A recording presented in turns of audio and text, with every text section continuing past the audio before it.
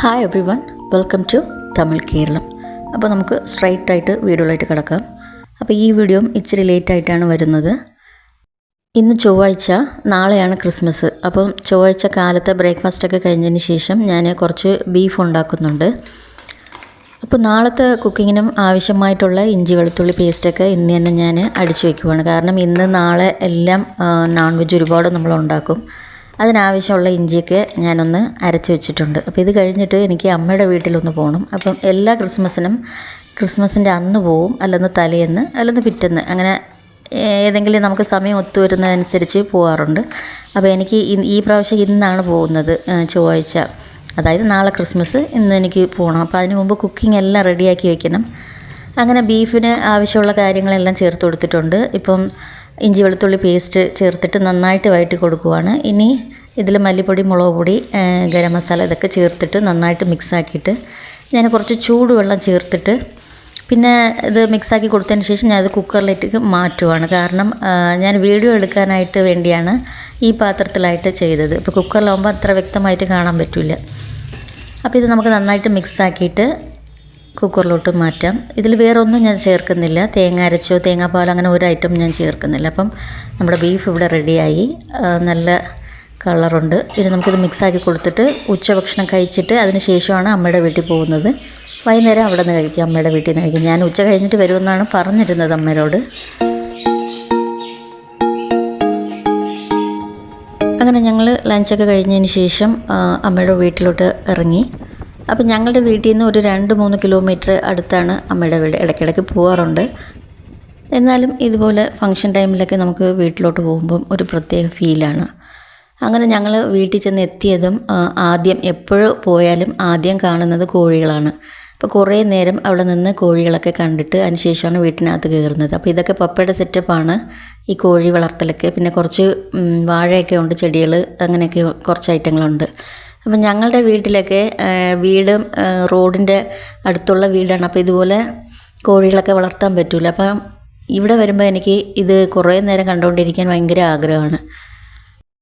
പിന്നെ ഞങ്ങൾ കുറേ നേരം അവിടെ ഉണ്ടായിരുന്നു, കാര്യങ്ങളൊക്കെ സംസാരിച്ചിട്ട് ഇത്തിരി താമസിച്ചാണ് ഞങ്ങൾ വന്നത്.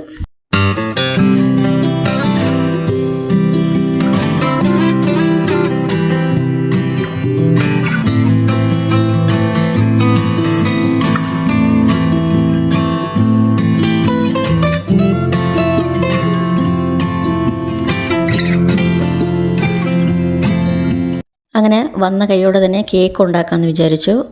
ഇന്ന് ഞങ്ങൾക്ക് രാത്രി 11:30-ക്കാണ് പള്ളിയിൽ പൂജ, ക്രിസ്മസ് പൂജ. അപ്പോൾ അതിന് മുമ്പ് പോകുന്നതിന് മുൻപ് നൈറ്റുള്ള ഡിന്നറൊക്കെ ഉണ്ടാക്കണം, അതുപോലെ കേക്ക് ബേക്ക് ചെയ്യണം, അങ്ങനെ ഒരുപാട് കാര്യങ്ങളുണ്ട്. അപ്പോൾ സമയമില്ല. അപ്പോൾ ഞാൻ പ്ലം കേക്കിന് ഇന്നലെ എല്ലാം കുതിർത്ത് റെഡിയാക്കി വെച്ചിട്ടുണ്ടായിരുന്നു ജ്യൂസിൽ. അത് നമുക്കിനി ബാറ്റർ റെഡിയാക്കി അതിൽ മിക്സാക്കാം. അപ്പോൾ ആദ്യമായിട്ട് ഞാൻ ഷുഗർ കാരമലൈസാണ് ഉണ്ടാക്കുന്നത്. ഇത് ഇച്ചിരി തണുത്തതിന് ശേഷം നമുക്ക് ബാറ്ററിൽ ചേർക്കാൻ പറ്റത്തുള്ളൂ. അതുകൊണ്ട് ആദ്യം ഞാനിത് റെഡിയാക്കി വയ്ക്കുവാണ്. അത് കഴിഞ്ഞിട്ട് നമുക്ക് മാവൊക്കെ ഒന്ന് മിക്സാക്കി കൊടുക്കാം.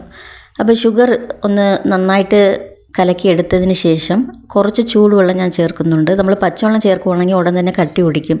അതുകൊണ്ട് ചൂടുവെള്ളം ചേർത്ത് നന്നായിട്ട് ഇളക്കിയിട്ട് ഇതൊന്ന് തണുക്കട്ടെ. തണുത്തതിന് ശേഷം നമുക്ക് ബാറ്റർ റെഡിയാക്കാം.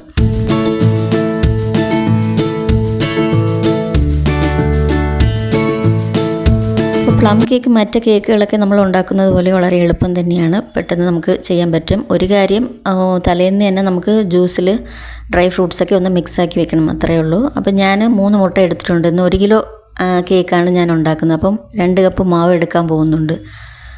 മുട്ടയുടെ വെള്ള നമുക്ക് പ്രത്യേകമായിട്ട് മാറ്റിയെടുത്തിട്ട് അത് നന്നായിട്ട് അടിച്ച് വയ്ക്കാം. ഇത് അവസാനം നമുക്ക് ചേർത്ത് കൊടുക്കാം. അപ്പോൾ നല്ല കേക്കിന് നല്ല ഒരു സോഫ്റ്റ് ഉണ്ടാവും. ഇത് ഇങ്ങനെ തന്നെ ചെയ്യണമെന്നൊന്നുമില്ല, പക്ഷേ ഞാൻ എപ്പോഴും കേക്ക് ഉണ്ടാക്കിയാലും ഇതുപോലെ മുട്ടയുടെ വെള്ള അവസാനമാണ് ചേർത്ത് കൊടുക്കാറ് പതിവ്.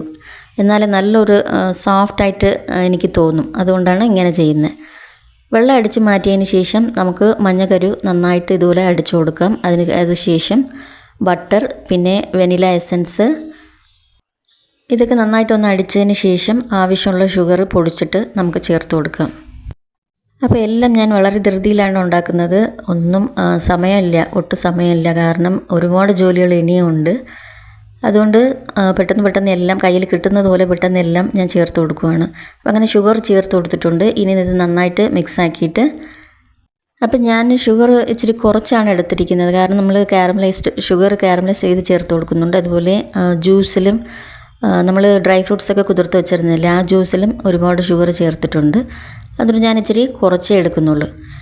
അങ്ങനെ ഡ്രൈ ഇൻഗ്രീഡിയൻസൊക്കെ ഒന്ന് ചേർത്ത് കൊടുക്കാം. ബേക്കിംഗ് സോഡ, ബേക്കിംഗ് പൗഡർ, മൈദ, അങ്ങനെ ഇതെല്ലാം ഒരു അരിപ്പയിൽ നമുക്ക് അരിച്ചെടുത്തിട്ട് ഞാൻ ഈ ഷുഗറിൽ കുറച്ച് പട്ടയുടെ പൊടിയും കൂടി ചേർത്ത് കൊടുത്തിട്ടുണ്ട്. ഷുഗറിൻ്റെ കൂടെ തന്നെ കുറച്ച് പട്ട മിക്സിയിൽ അടിച്ച് അങ്ങനെ ചേർത്ത് കൊടുത്തിട്ടുണ്ട്. അതൊരു പ്രത്യേകത, ഒരു ടേസ്റ്റിന് വേണ്ടിയാണ്.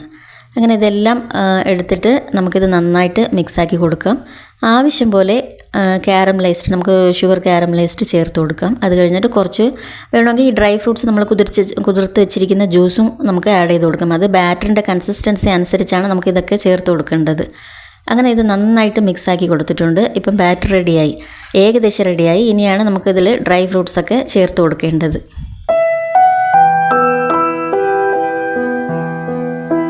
ഡ്രൈ ഫ്രൂട്ട്സ് ഞാൻ ഒരുപാട് കുതിർത്ത് വെച്ചിട്ടുണ്ട്. നമുക്ക് ആവശ്യത്തിന് എടുത്തിട്ട് ബാക്കി വേണമെങ്കിൽ 2 ദിവസം കഴിഞ്ഞ് പിന്നീടും ഉണ്ടാക്കാം. അപ്പം നമ്മൾ എത്ര ബാറ്റർ റെഡിയാക്കുന്നുണ്ടോ അതിന് കണക്കാക്കിയാണ് ഡ്രൈ ഫ്രൂട്ട്സ് ചേർക്കേണ്ടത്.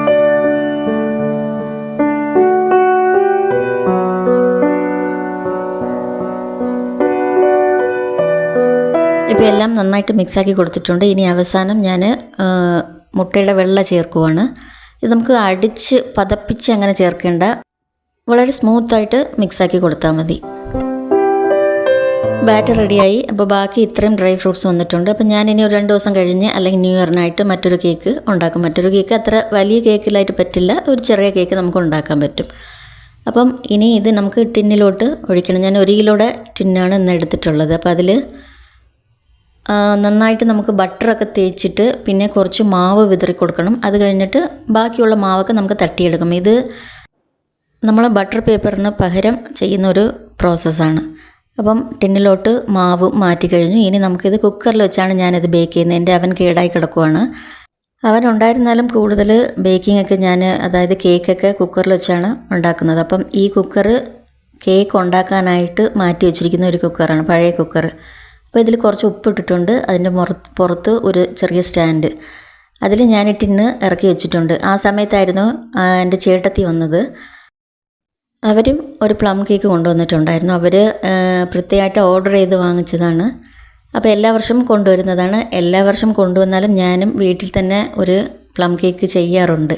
കാരണം എൻ്റെ ഹസ്ബൻഡിന് വീട്ടിലുണ്ടാക്കുന്ന പ്ലം കേക്കാണ് വളരെ ഇഷ്ടം. കേക്കിന് നല്ല കളറാണ്. അപ്പോൾ എൻ്റെ കേക്ക് ഇവിടെ റെഡിയായി. ഭയങ്കര സോഫ്റ്റാണ്, നല്ല മണം, നല്ലൊരു സ്പോഞ്ചി ആയിട്ട് ഉള്ള ഒരു ലുക്കാണ്.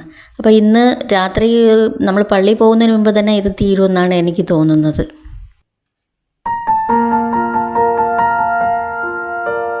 അങ്ങനെ രാത്രി 11:30 ഞങ്ങൾ പള്ളിയിൽ പോയി.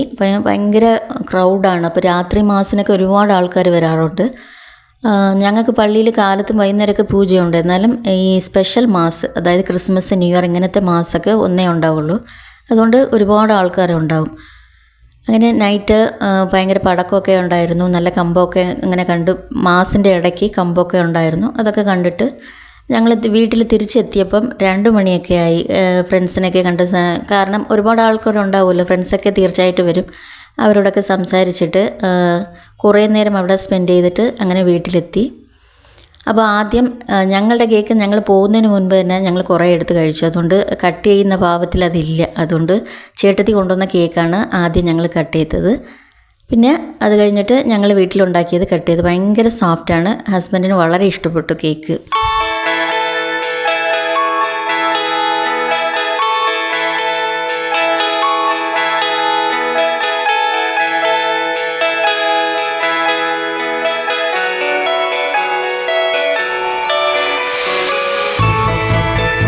ഞങ്ങൾ പള്ളിയിൽ നിന്ന് തിരിച്ച് വീട്ടിൽ വരുമ്പം 2 മണിയൊക്കെ കഴിഞ്ഞു.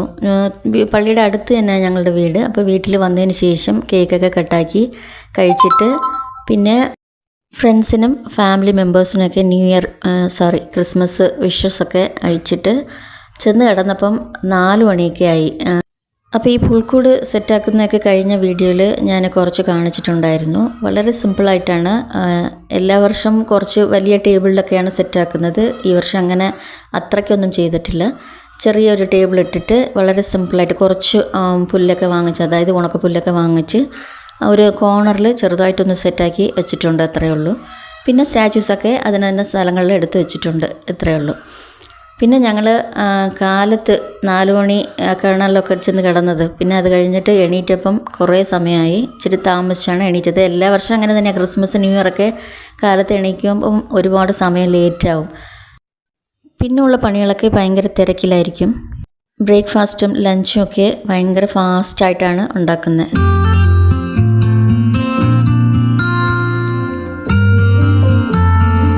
അങ്ങനെ കാലത്ത് എണീറ്റ ഉടൻ തന്നെ ഞാൻ ബ്രേക്ക്ഫാസ്റ്റ് ഉണ്ടാക്കി. അതൊന്നും വീഡിയോ എടുക്കാൻ പറ്റിയില്ല, കാരണം സമയമില്ലായിരുന്നു.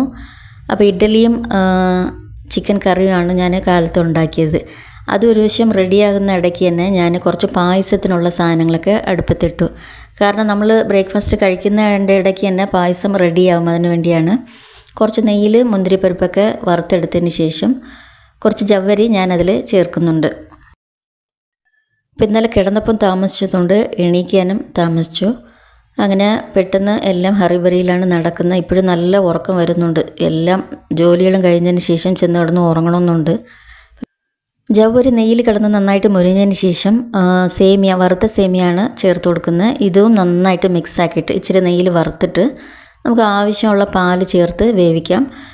പാല് മാത്രമല്ല, കുറച്ച് വെള്ളവും കൂടി ചേർത്തിട്ട് നമുക്ക് വേവിച്ചെടുക്കാം. ഞാൻ 1 ലിറ്റർ പാലാണ് എടുത്തിട്ടുള്ളത്. അപ്പോൾ പാല് ചേർത്തതിന് ശേഷം സ്റ്റവ് ഒന്ന് മീഡിയത്തിലാക്കി ഇടുന്നുണ്ട്. അതങ്ങനെ വെന്തോളൂ. നമുക്ക് ആ സമയം മറ്റ് ജോലി എന്തെങ്കിലും നോക്കാമല്ലോ. അപ്പോൾ എൻ്റെ സ്റ്റവ് ഫുള്ളായിട്ടിരിക്കുവാണ്. ഒരു വശത്ത് മുട്ട, അപ്പോൾ ഉച്ചയ്ക്ക് ബിരിയാണിയാണ് ഉണ്ടാക്കുന്നത്. അപ്പം ബിരിയാണിക്കുള്ള മുട്ടയും ചിക്കൻ കറി റെഡിയായി. ബ്രേക്ക്ഫാസ്റ്റിനുള്ള ചിക്കൻ കറി റെഡിയാക്കിയിട്ടുണ്ട്. അപ്പോൾ ഒരു ദിവസം പായസം, പിന്നെ ആവശ്യത്തിനുള്ള ചൂടുവെള്ളം, അങ്ങനെ എല്ലാം ഫില്ലാക്കി ഇട്ടിരിക്കുവാണ്. അതുപോലെ ചിക്കൻ ഉച്ചയ്ക്ക് വറുത്തെടുക്കാനുള്ള ചിക്കനും ഞാൻ മിക്സാക്കി വെച്ചിട്ടുണ്ട്. ഇനി നമുക്ക് ബ്രേക്ക്ഫാസ്റ്റ് കഴിച്ചതിന് ശേഷമാണ് മറ്റ് ഉച്ചയ്ക്കുള്ള, അതായത് ബിരിയാണിയൊക്കെ ഉണ്ടാക്കാൻ പോകുന്നത്. അപ്പം ഇത് ബനാന കേക്കാണ്. നമുക്ക് ഇന്നലെ രാത്രി പള്ളിയിൽ വെച്ച് കിട്ടിയതാണ്. അപ്പോൾ എല്ലാവർക്കും ഓരോരോ കേക്ക് കൊടുത്തിട്ടുണ്ടായിരുന്നു. അപ്പോൾ എല്ലാ വർഷവും തരുന്നതാണ്. ഞാൻ പിള്ളേർ കഴിച്ചിട്ട് ബാക്കിയുള്ളത് ഞാനിതുപോലെ ബോക്സിലെടുത്തിട്ട് വെച്ചിരിക്കുവാണ്. പായസത്തിനുള്ള സേമിയയും ജവ്വരിയും നന്നായിട്ട് വെന്തിട്ടുണ്ട്. ഇനി നമുക്ക് ഷുഗർ ആഡ് ചെയ്ത് കൊടുക്കാം. അപ്പം ഇത് വെന്തതിന് ശേഷമാണ് ഷുഗർ ആഡ് ചെയ്യാൻ പാടുള്ളൂ, എന്നാലേ ഇത് വേവത്തുള്ളൂ. നമ്മൾ നേരത്തെ ഷുഗർ ചേർക്കുകയാണെങ്കിൽ ജവരിയൊന്നും അത്രയ്ക്ക് പെട്ടെന്ന് വെന്ത് കിട്ടില്ല. ഷുഗർ ആഡ് ചെയ്തതിന് ശേഷം ഞാൻ വറുത്ത് വെച്ചിരിക്കുന്ന മുന്തിരിയൊക്കെ ഒന്ന് ചേർത്ത് കൊടുത്തിട്ട് ആവശ്യത്തിന് കുറച്ച് നെയ്യും ചേർക്കുന്നുണ്ട്. അപ്പോൾ ഇത് ഒരു വശം ഇങ്ങനെ തിളച്ച് റെഡിയാവും.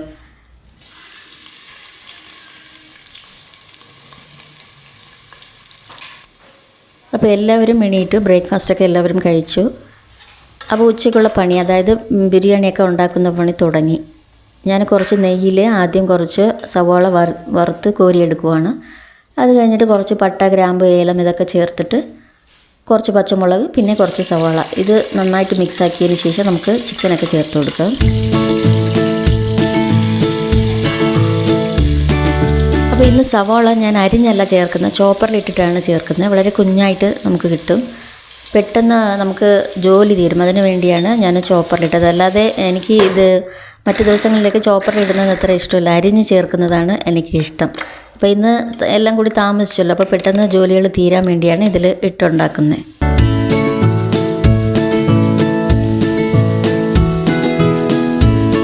കുക്കിംഗ് ഒരു വശം നടന്നുകൊണ്ടിരിക്കുന്നതിൻ്റെ ഇടയ്ക്ക് തന്നെ എന്തൊക്കെ മെസ്സേജ് വന്നിട്ടുണ്ട്, അതായത് വിഷസ് ആരുടെത്തൊക്കെ നമുക്ക് വന്നിട്ടുണ്ടെന്നൊക്കെ ഇടയ്ക്കിടയ്ക്ക് നോക്കുന്നുണ്ട്. അതും ഒരു ഹാപ്പി തരുന്ന ഒരു വിഷയമല്ലേ. നമ്മൾ എല്ലാവർക്കും അയച്ചിട്ടുണ്ട്, തിരിച്ച് ആരൊക്കെ നമുക്ക് അയക്കുന്നുണ്ട്, നമ്മൾ അയക്കാത്ത ആരൊക്കെ നമുക്ക് അയച്ചിട്ടുണ്ട്, അങ്ങനെയൊക്കെ നോക്കുന്ന നമുക്കൊരു സന്തോഷം തരുന്ന വിഷയമല്ലേ. അപ്പോൾ അതും ഇടയ്ക്കിടയ്ക്ക് നടക്കുന്നുണ്ട്. അങ്ങനെ ചിക്കൻ ചേർത്ത് കൊടുത്തിട്ടുണ്ട്. ആവശ്യത്തിനുള്ള ഇഞ്ചിയും വെളുത്തുള്ളിയും ചേർക്കുന്നുണ്ട്. ഇത് ഇന്നലെ അടിച്ച് വെച്ചതാണ്. അപ്പോൾ ഇന്നലെ അടിച്ച് വെച്ചതുകൊണ്ട് ഇന്ന് കുറച്ച് എളുപ്പമാണ് ജോലി ചെയ്യാനായിട്ട്. അല്ലെങ്കിൽ നമുക്ക് ധൃതിയിലിരിക്കുമ്പം ഇതൊക്കെ ചെയ്യാൻ, ഇഞ്ചി വെളുത്തുള്ളിയൊക്കെ അടിക്കണമെങ്കിൽ ഭയങ്കര ദേഷ്യമാവും. അങ്ങനെ മല്ലിയില, പുതിനയിലൊക്കെ അരച്ച് ചേർത്ത് കൊടുത്തിട്ടുണ്ട്. ഇത് നന്നായിട്ട് മിക്സാക്കിയതിന് ശേഷം നമുക്ക് തേങ്ങാപ്പാൽ ഒഴിച്ചു കൊടുക്കാം.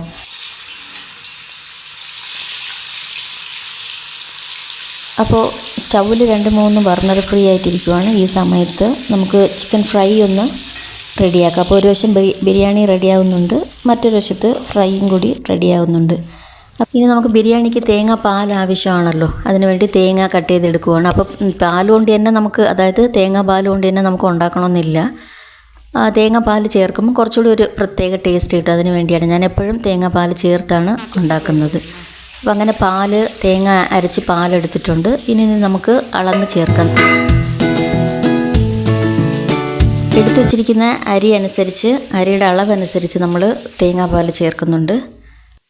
അപ്പോൾ കിച്ചണിലെ പണികൾ മക്കളും കൂടി ഹെൽപ്പ് ചെയ്യുന്നുണ്ട്. അതുകൊണ്ട് പെട്ടെന്ന് എല്ലാ പണികളും തീർന്നു വരുന്നുണ്ട്. അല്ലെങ്കിൽ നമുക്ക് എണീച്ച് തന്നെ താമസിച്ചാണ്, അപ്പോൾ എല്ലാ ജോലികളും താമസിക്കും. ആവശ്യമുള്ള തേങ്ങാപ്പാൽ ചേർത്ത് കൊടുത്തിട്ടുണ്ട്. ഇനി അതൊന്ന് തിളക്കിയിട്ട് നമ്മൾ അരി ഇടുന്നത് വരെ കുറച്ച് സമയമുണ്ടല്ലോ, അപ്പോൾ അതിൻ്റെ ഇടയ്ക്ക് കുറച്ച് പപ്പടം കാച്ചിയെടുക്കുവാണ്. അപ്പോൾ പപ്പടം കാച്ചുന്നത് ഞാനല്ല, മോളാണ്. ഞാൻ സലാഡ് ഉണ്ടാക്കണമല്ലോ, അതിൻ്റെ പണിയിലാണ് ഞാൻ. അപ്പോൾ ബിരിയാണിക്ക് ഇനി നമുക്ക് അരിയിടാം. നല്ലോണം തേങ്ങാപ്പാൽ തിളച്ചിട്ടുണ്ട്. ഇനി അരി ഇട്ടിട്ട് ഒരു 10 മിനിറ്റിനുള്ളിൽ നമുക്ക് അടിപൊളിയായിട്ട് ബിരിയാണി റെഡിയാവും. അപ്പോൾ ഈ വീഡിയോ കഴിഞ്ഞ വീഡിയോയുടെ കണ്ടിന്യൂഷനാണ്. ഞാൻ അത് ലിങ്ക് ഡിസ്ക്രിപ്ഷൻ ബോക്സിൽ കൊടുക്കാം. അപ്പോൾ സമയം 1 മണിയൊക്കെ ഒന്നും ആയിട്ടില്ല. അതിന് മുമ്പ് തന്നെ ഏകദേശം എല്ലാം റെഡിയായി. അങ്ങനെ ബിരിയാണി റെഡിയായി. ഇനി അതിൽ നമ്മൾ വറുത്ത് വെച്ചിരിക്കുന്ന സവോളയും മുന്തിരിപ്പരിപ്പും പിന്നെ കുറച്ചുകൂടി നെയ്യും ഞാൻ ചേർക്കുന്നുണ്ട്.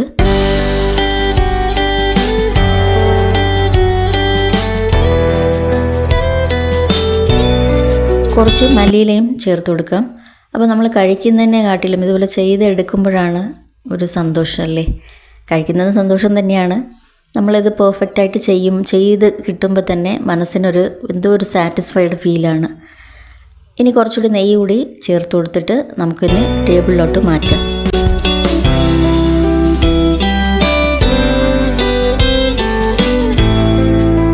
അങ്ങനെ എല്ലാ ഐറ്റങ്ങളും ടേബിളിലോട്ട് മാറ്റിയിട്ടുണ്ട്. ഇനി കഴിക്കുന്നതാണ് ബാക്കി. അപ്പോൾ ഇപ്പോൾ ഉടൻ തന്നെ കഴിക്കുന്നില്ല, കാരണം ബ്രേക്ക്ഫാസ്റ്റൊക്കെ ഇത്തിരി താമസിച്ചതല്ലേ. ഇനി കുറച്ച് സമയമെടുക്കും. സമയമാകുമ്പോൾ എല്ലാവരും ഒന്നിച്ചിരുന്ന് കഴിക്കണം. അതൊരു ഹാപ്പിയാണ്. അപ്പോൾ ഈ വീഡിയോ എല്ലാവർക്കും ഇഷ്ടപ്പെട്ടിട്ടുണ്ടാവുമെന്ന് കരുതുന്നു. ഇതുപോലെ മറ്റൊരു ഇൻട്രസ്റ്റിംഗ് ആയ വീഡിയോയിലൂടെ നമുക്ക് വീണ്ടും കാണാം.